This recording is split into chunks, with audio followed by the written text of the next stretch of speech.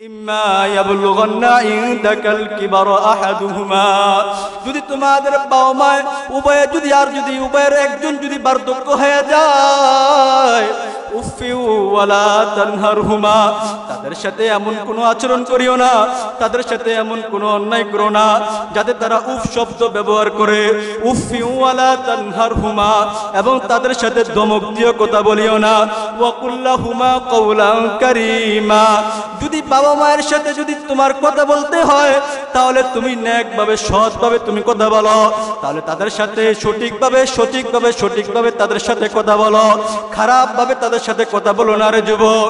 কারণ এই দুনিয়াটার মধ্যে কিছুই না রে যুবক, যার কারণে তুমি আজকে আলো দেখছো, বাতাস দেখছো, সেই বাবা মাকে যারা অন্যায় করবে, অন্যায়ভাবে আচরণ করবে, তারা কখনোই জান্নাতে যেতে পারবে না। আল্লাহ রাসূল সাল্লাল্লাহু আলাইহি ওয়াসাল্লাম একদিন সাহাবীদেরকে নিয়ে এক মজমার মধ্যে বসে রয়েছেন। হঠাৎ করে একজন আল্লাহর বান্দী আসেন। আসার পরে রাসূল করিম সাল্লাল্লাহু আলাইহি ওয়াসাল্লাম তৎক্ষণাৎ তার শরীর মোবারক থেকে চাদরটা খুলে বিছিয়ে দিলেন। এবার বাবা মায়ের সাথে খারাপ ব্যবহার করো না, বাবা মায়ের সাথে অন্যায় করো না রে যুবক। যেই বাবা মায়ের কারণে তুমি দুনিয়ার মধ্যে আসছো, যেই বাবা মা তোমাকে কষ্ট করে লালন পালন করেছিল, যেই বাবা মা তোমাকে কষ্ট করে নিজে না খেয়ে তোমাকে খাওয়াইছিল, ও যুবক,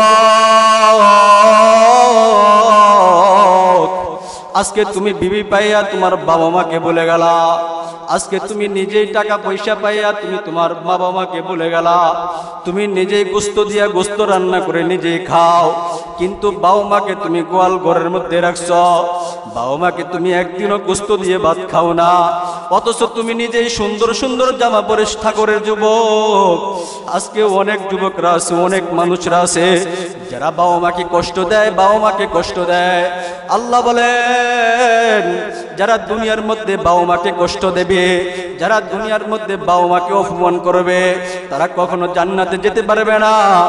অনেক মানুষ আছে যাদের বাবা দুনিয়া থেকে চলে গেছে, বাড়ির মধ্যে এসে কান্না করে, এসে বাবাকেও পায় না, বাবাকেও পায় না, বাবাকেও খুঁজে পায় না, মাকেও খুঁজে পায় না।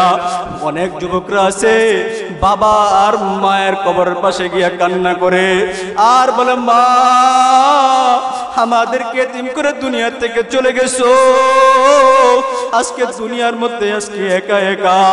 ও মা, কত কষ্ট করে আমাদেরকে লালন পালন করাইছো, ও মা তুমি কবরের মধ্যে কেমনে শুয়ে রইছো গো মা। এই জন্য তোমাদেরকে বলতে চাই, যাদের বাবা মা বেঁচে আছে কখনো বাবা মাকে কষ্ট দিও না।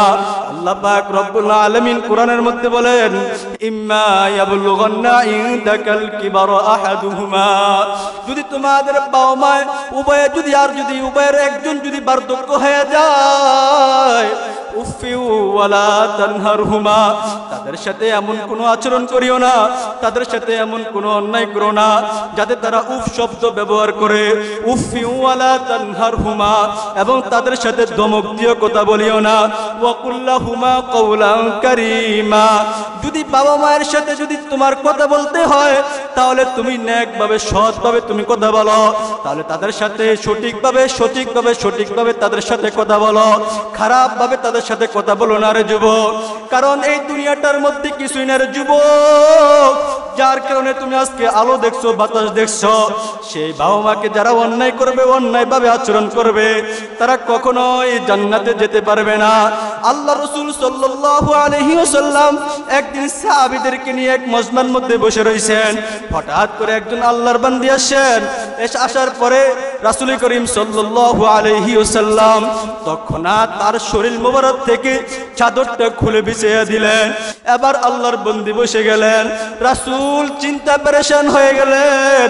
সাহাবীরা দেখতে পেলেন রাসূল ওই আল্লাহর বান্দীর সাথে অনেকক্ষণ ধরে কথোপকথন করলেন।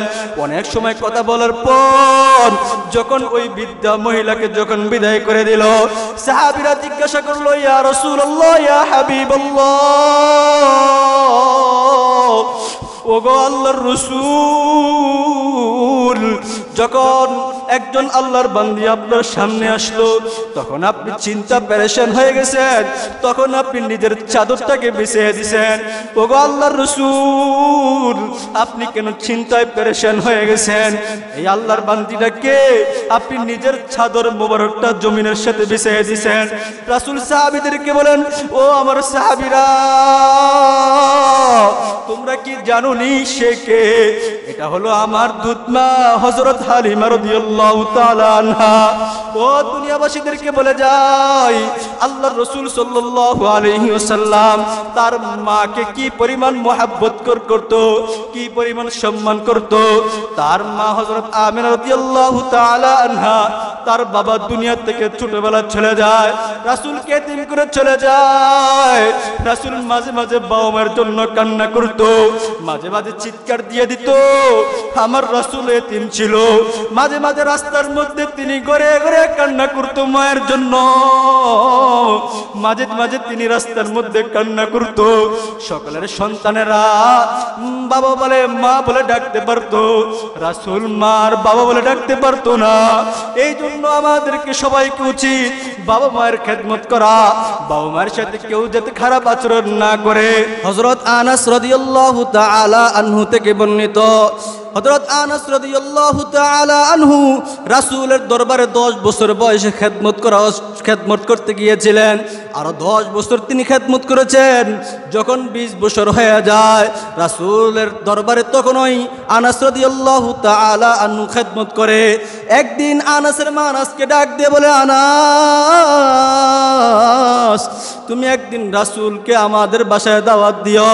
আমি রাসূলকে অনেক মুহাব্বত করি, অনেক ভালোবাসি, তুমি রাসূলকে আমাদের বাসায় দাওয়াত দিয়ে দিও। এবার আনাস রাদিয়াল্লাহু তাআলা আনহু রাসূলকে বলে, ওগো আল্লাহর রাসূল, আমার মা আপনাকে অনেক মুহাব্বত করে, অনেক ভালোবাসে। ইয়া রাসূলুল্লাহ, আমার মা বলেছে আপনাকে আমাদের বাসায় দাওয়াত গ্রহণ করার জন্য। আল্লাহর রাসূল আনাসকে ডাক দিয়ে বলে, আনাস, আজকে এশারের পর তোমাদের বাসায় আমার দাওয়াত, তুমি বলে দিও। যেদিন রাসূল করিম সাল্লাল্লাহু আলাইহি ওয়াসাল্লাম দাওয়াত গ্রহণ করেছিলেন, ওই দিন পূর্ণিমার চাঁদ ছিলেন, ওই দিক পূর্ণিমার চাঁদ উদিত হয়েছিল। এবার রাসূল দাওয়াতে চলে গেলেন। আনাস রাদিয়াল্লাহু তাআলা আনহুর মা একবার পূর্ণিমার চাঁদের দিকে তাকায়, আর একবার রাসূলের দিকে তাকায়, একবার পূর্ণিমার চাঁদের দিকে তাকায়, আর একবার রাসূলের দিকে তাকায়। আনাস ডাক দিয়ে বলে, মা, তুমি একবার এদিক তাকাও আর একদিন রাসূলের দিকে তাকাও কেন? আনাসের মা ডাক দিয়ে বলে, আনাস, যদিও পূর্ণিমার চাঁদের পেটের মধ্যে দাগ থাকে, কিন্তু রাসূলের চেহারার মধ্যে এক বিন্দু পরিমাণ দাগও নাই। আমাদের রাসূল কি পরিমাণ সুন্দর ছিলেন। এবার রাসূল আনাসের মাকে ডাক দিয়ে বলেন, ও মা, আজকে যে আমাকে আপনার বাসায় দাওয়াত দিয়েছেন, আপনার মাকসাদ কি, উদ্দেশ্য কি? আমাকে যে আপনি ডাক দিয়েছেন, কি উদ্দেশ্য আমাকে দাওয়াত দিয়েছেন? আনাসের মা ডাক দিয়ে বলে, রাসূল, যখন আমার সন্তান, আপনার সন্তান আনাস আপনার দরবার থেকে খেদমত করে আসে, তখন সে বাড়িতে চুইতে এসে সে হাতগুলা আর পাগুলাকে সে মোচড় দিয়ে ভেঙ্গিয়ে সে শুয়ে থাকে, সে এগুলাকে ভেঙ্গে শুয়ে থাকে। তখন আমি বুঝতে পারি আনাস সে ক্ষুধার্ত অবস্থা। আমি, ও আল্লাহর রাসূল, আমার সন্তান যেন গরিব থেকে ধনী হয়ে যায়, একটু আপনি আল্লাহর নিকট দোয়া করেন। আনাস রাদিয়াল্লাহু তাআলা আনহু এর মা এই কথা রাসূলকে বলতেছেন। এবার রাসূল আনাসের মাকে ডাক দিয়ে বলে, মা, আপনি আল্লাহর নিকট দোয়া করবেন, আর আমি রাসূল আপনার সাথে সাথে আমিন বলবো। এই জন্য আমি তোমাদের যুবক ভাইদেরকে বলে যাই, দেখেন রাসূল মাকে দিয়ে দোয়া করেছিলেন, রাসূল আমিন বলেছিলেন।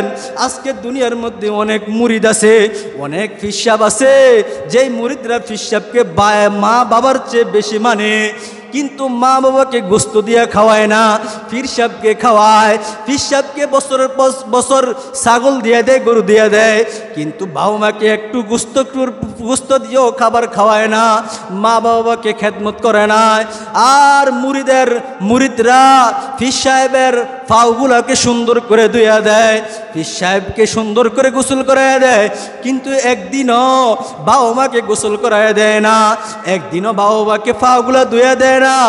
আরে যুবক, যদি বাবা মা চলে যায়, আপনাদেরকে বলে যায়, আপনাদের বাবা মা যদি দুনিয়ার থেকে চলে যায়, তখন বুঝতে পারবেন বাবা মা থাকলে কত পরিমাণ ভালো আর না থাকলে কত পরিমাণ কষ্ট। এই জন্য তোমাদেরকে বলে যাই, যারা বাবা মাকে কষ্ট দিয়েছ, যারা বাবা মাকে তোমরা বাবা মার সাথে খারাপ আচরণ করেছ, বাড়িতে গিয়ে বাবা মার পায়ের মধ্যে ধরে পড়বা, ধৈরা মাকে বলবা, মা আমি অনেক বড় অন্যায় করে ফেলছি, আমি অনেক বড় নাফরমানি কাজ করে ফেলছি, আমি অনেক বড় অন্যায় করে ফেলছি গো মা, আমি তোমাকে অনেক কষ্ট দিয়েছি, তুমি আমাকে 2 হাত দিয়ে লালন পালন করাইছো, মানুষটা আমাকে অনেক সম্মান করছে তোমার কারণে। ও মা, তুমি যদি আমাকে যদি পেটের মধ্যে তুমি ধারণ না করতা, তাহলে আমি এই দুনিয়ার আলো দেখতে পারতাম না। আজকে মা তোমার সাথে আমি অনেক অন্যায় করে ফেলছি, তোমার সাথে আমি অনেক গুনাহ করে ফেলছি, তোমার সাথে আমি অনেক অন্যায় করে ফেলছি, মা আমি তোমার নিকট ক্ষমা চাইতেছি, তুমি আমাকে মাফ করে দাও। এবার সন্তানও কান্দে, মাও কান্দে। মা বলে, সন্তান তুই যদি হাজারো যদি অন্যায় করো, তুমি যদি হাজারো যদি আমার সাথে গুনাহ করো, আমি মা তোমার কান্না সহ্য করতে পারি না। এবার মা ক্ষমা করে দেবে। এই জন্য যুবক ভাই, যাদের বাবা মা দুনিয়া থেকে চলে গেছে, তাদের জন্য বেশি বেশি আলেমদের মাধ্যমে দোয়া করা।